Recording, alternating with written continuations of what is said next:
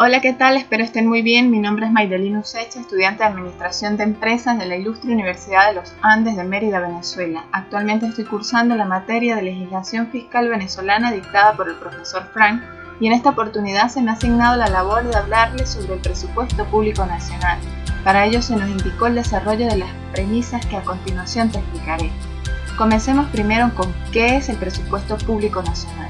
Cuando se requiere desarrollar un concepto específico con el cual de una u otra forma estamos familiarizados, debemos partir de la idea que ese concepto transmite, y una forma de hacerlo es a partir de su significado etimológico, por lo que si seguimos esta definición dada por el diccionario de la Real Academia Española, debemos entender por presupuesto el cálculo o la cuenta que debe sacar una persona o una corporación para cubrir los gastos que se le presentan, bien sea para su supervivencia en el caso de una persona, o para su funcionamiento y cumplimiento de sus fines en el caso de la corporación. Debe tratarse de un cálculo previsivo de las rentas y de los gastos antes que ocurran. En el caso de una corporación, cuando éste se refiere al Estado, estamos en presencia del presupuesto público, que según el diccionario panhispánico del español jurídico, es la expresión cifrada, conjunta y sistemática de las obligaciones de la administración de que se trate puede como máximo reconocer y de los derechos con vencimiento o que se prevean realizar durante un ejercicio económico. Otra definición doctrinaria es la que les presento de Paredes, que en resumen considera el presupuesto público como un instrumento o una herramienta para cumplir con la producción de bienes y servicios para la satisfacción de las necesidades de su pueblo. Desde el punto de vista legal, debemos tomar en consideración dos textos legales. En primer lugar, el más importante, la Constitución de la República, y en segundo lugar, el decreto con rango, valor y fuerza de ley de la Administración Financiera del sector público. Es así como, interpretando el artículo 313 de la Constitución, podemos decir que el presidente de la República, como jefe del Ejecutivo Nacional, debe elaborar a través del Ministerio o ministros respectivos el proyecto de presupuesto, y ese proyecto debe ser presentado a la Asamblea Nacional, junto con el marco plurianual del presupuesto y la ley especial de endeudamiento, y solo cuando sea aprobado por la Asamblea se convierte en presupuesto. Mientras tanto es solo un proyecto, pero debido a sentencia de Sala Constitucional del Tribunal Supremo de Justicia que declaró en desacato a la Asamblea, el presidente no ha realizado esa presentación a la Asamblea, por lo tanto, legalmente no existe presupuesto en Venezuela. Ahora bien, según el decreto con rango, valor y fuerza de ley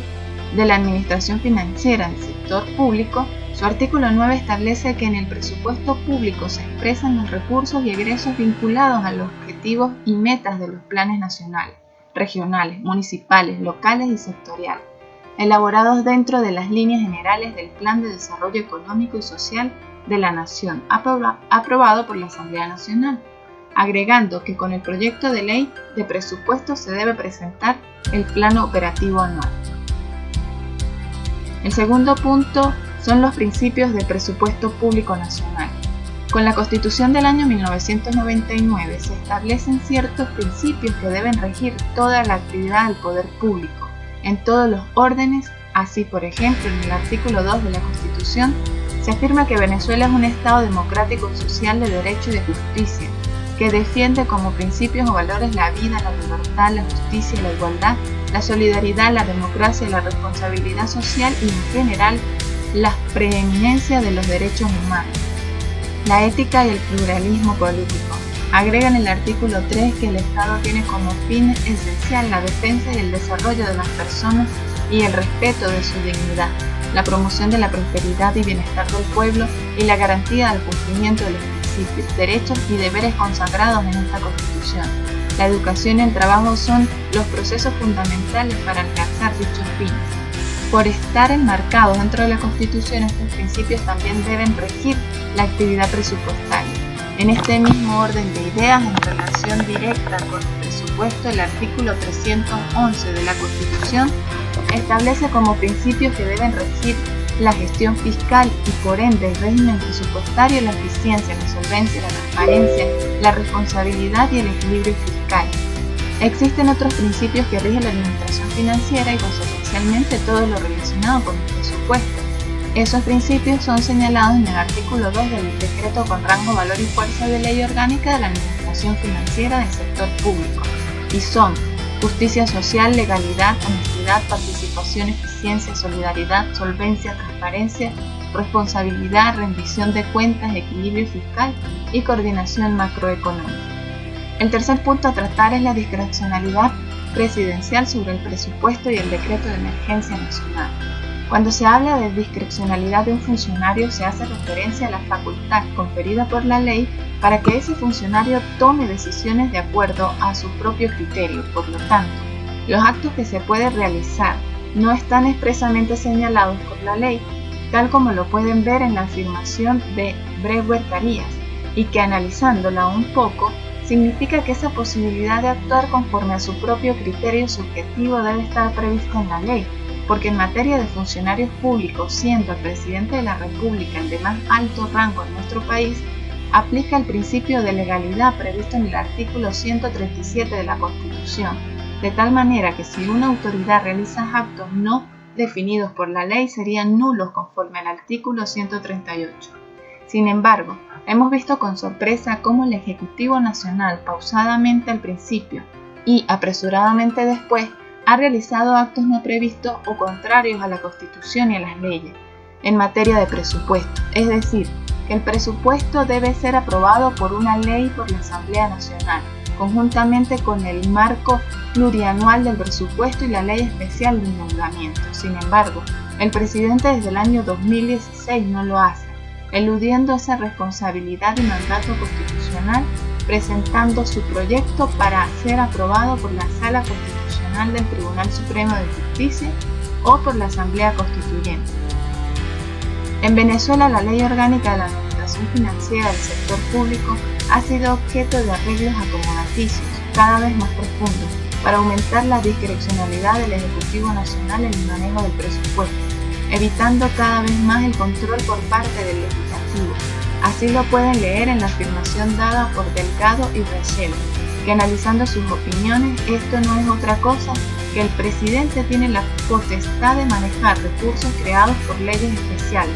sin estar sometido a lo previsto por el mismo Ejecutivo en la Ley de Presupuesto Nacional, sin importar que haya sido aprobado sin ningún tipo de obstáculos y hecha su medida. Esto es muy peligroso porque no existe un control por otro poder del Estado, de la licitud de los recursos y la oportuna y efectiva inversión de los mismos. Esta grave e irregularidad situación se ha visto empeorada a partir del decreto número 2313 publicado en Gaceta Oficial número 6227, extraordinario, de fecha 13 de mayo del 2016, mediante el cual se declara el estado de excepción y de emergencia económico, que es una ley en la que el presidente se cobra y se da el vuelto, porque, con fundamento en los artículos 337, 338 y 339 de la Constitución, declara el estado de excepción y de emergencia económica en todo el territorio nacional, por razones de orden social, económico, político, entre otros, que afectan la economía nacional, el orden constitucional, la paz social, la seguridad de la nación, las instituciones públicas y los ciudadanos, teniendo por finalidad dicho decreto que el Ejecutivo Nacional adopte las medidas oportunas, excepcionales y extraordinarias para asegurar el disfrute pleno de los derechos de la población, preservar el orden interno, el acceso oportuno de bienes y servicios fundamentales y disminuir los efectos de las circunstancias de orden natural que han afectado la generación eléctrica, el acceso a los alimentos y otros productos esenciales. En el marco de este decreto, el presidente ha dictado una serie de nuevos decretos leyes para tratar de enderezar el rumbo del país, pero cada vez el país se parece más a un barco a la deriva sin rumbo y sin poder visualizar un puerto seguro. Durante la emergencia económica, el presupuesto no ha sido manejado conforme a los principios constitucionales y legales que lo rigen, sino que el Ejecutivo ha tenido un amplio margen de discrecionalidad, endeudando al país con el agravante que muchas de esas deudas son ilegales por haber sido adquiridas en violación al principio de legalidad previsto en el artículo 137 de la Constitución. El siguiente punto es un análisis crítico sobre el presupuesto universitario. Sin duda, Debemos decir que los altos índices inflacionarios que han afectado al país en los últimos años afecta directamente a la universidad, a su personal docente, administrativo y obrero. El Ejecutivo Nacional desde hace tiempo ha tratado de controlar las universidades, reduciendo su asignación presupuestaria, utilizando el presupuesto como un arma de control social, como un arma para someter a las universidades. Esa velocidad del Estado ha entorpecido incluso el control que se pudiera hacer sobre el presupuesto de las universidades, porque al no ser aprobado el presupuesto público nacional por el órgano legislativo, que es el ente constitucional autorizado para hacerlo, deslegitima todo lo que rodea al presupuesto nacional y en particular al universitario. Para elaborar el anteproyecto de presupuesto, todos los años las universidades del país preparan ese anteproyecto de presupuesto para el año siguiente. Este es revisado por los entes del Estado, Oficina de Planificación del Sector Universitario, la OPSU, el Consejo Nacional de Universidades, el CNU, y la Oficina Nacional de Presupuesto, el ONAPRED, y luego debería ser aprobado por la Asamblea Nacional. Siempre se ha hablado del presupuesto deficitario de las universidades. Deficitario porque se le asigna un porcentaje muy inferior de los proyectos o requeridos por cada universidad. Así, por ejemplo, nuestra Universidad de los Andes en el 2018 se le asignó solo el 20% del monto requerido, pasando a tener un déficit del 80%. Estos presupuestos deficitarios colocan a las universidades en una situación muy difícil para cumplir sus exigencias académicas y funcionales. Por lo tanto, una de las instituciones que deben ser prioridad para cualquier país que aspire a un desarrollo sostenido en lo social, económico y político debe velar por la inversión en el sector educativo. Por último, les presento mis reflexiones finales. El presupuesto nacional debe ser la ley más importante de un país desde el punto de vista financiero. El control previo y posterior de su contenido determinará la verdadera transparencia de un gobierno responsable.